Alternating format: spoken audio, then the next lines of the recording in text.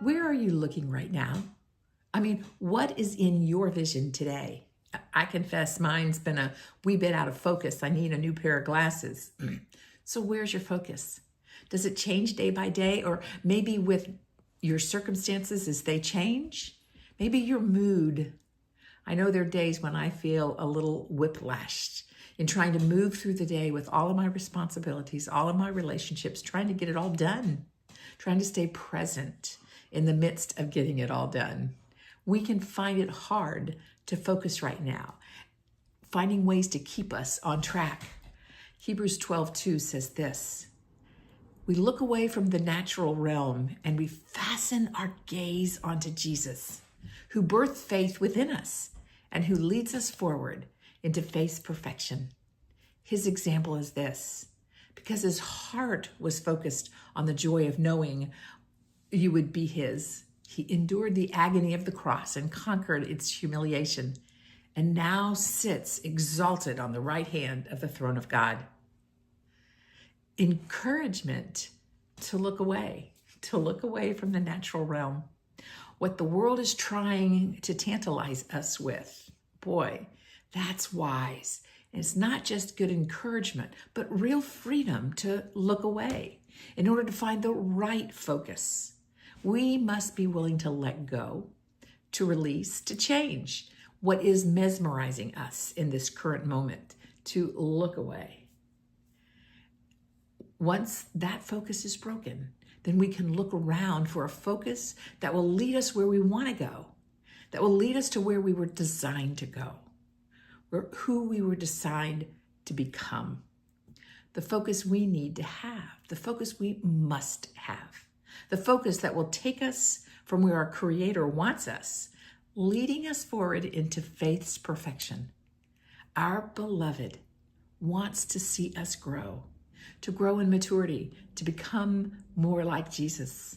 In order to be more like Jesus, we're to keep our eyes fixed on him, to get to know him, to watch him, to discover more of who he is.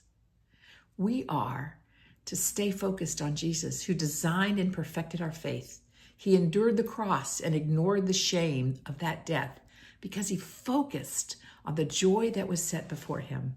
And now he is seated beside God on the throne, a place of honor. So says the voice, Hebrews 12:2. We can learn so much when we stay focused on Jesus.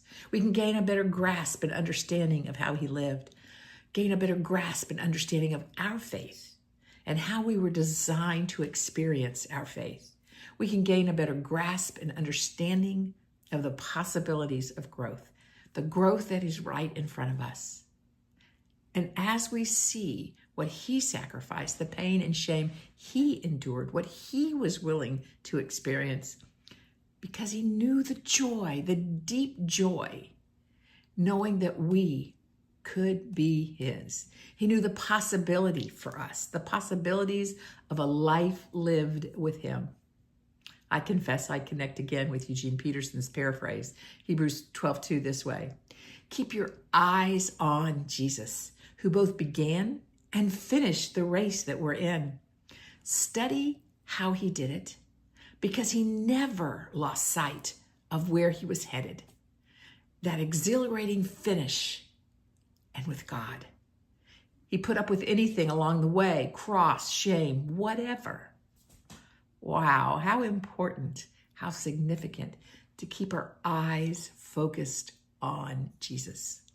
Not just to see, but to study, to study Jesus, to watch Jesus, to ponder, to never lose sight of where he was headed.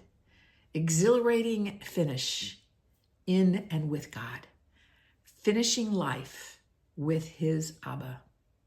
So today, let's take our eyes off the many things the world is encouraging us to focus on, as this focus is making us anxious, sad, broken, confused, angry, fearful, and mad, and not getting us where we want to be, nor where Abba wants us to be. Let's focus and study Jesus and his life, and not lose sight of what he and Abba want for us. the exhilarating finish in and with God. You know, being with God in a new, deeper, richer relationship, experiencing his presence. And when we experience his exhilarating presence, we can take the next step and the next and the next, whatever the circumstances are around us, experiencing new joy in the midst. I like that, don't you? Joy, not the absence of suffering, but the presence of God. Pray with me. Yahweh, Jesus, Spirit, we come to you because we need a new focus. So much of what's going on that we see, that we're tantalized with in this world, is not good for us. It angers us. It makes us weary. It makes us moan. It makes us mad. We don't understand. Those are not good places to be. May we keep our eyes fixed on Jesus so that we can see what you want for us, see where you want us, and follow Jesus more closely, more nearly, to live into the faith and become all you created and designed us to be. May our focus be Jesus. Thanks. Amen. Kathy, we invite you now to help us with a breath practice. Taking those breaths in can help us to focus, so teach us, my friend. As we breathe together today, I want us to keep in mind the image of letting go. It's an easy thing to say. Our body will lead us there, and it's not an easy thing to do.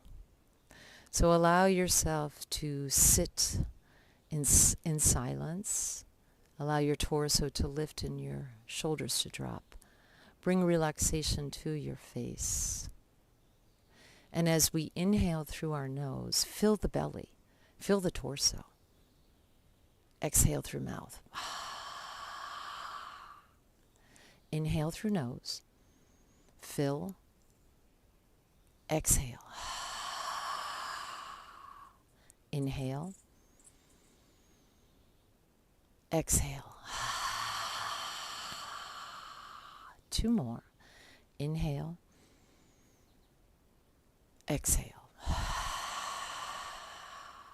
1 more. Inhale, exhale. And then let your face reflect joy or reflect whatever you're feeling. Thanks for breathing with me.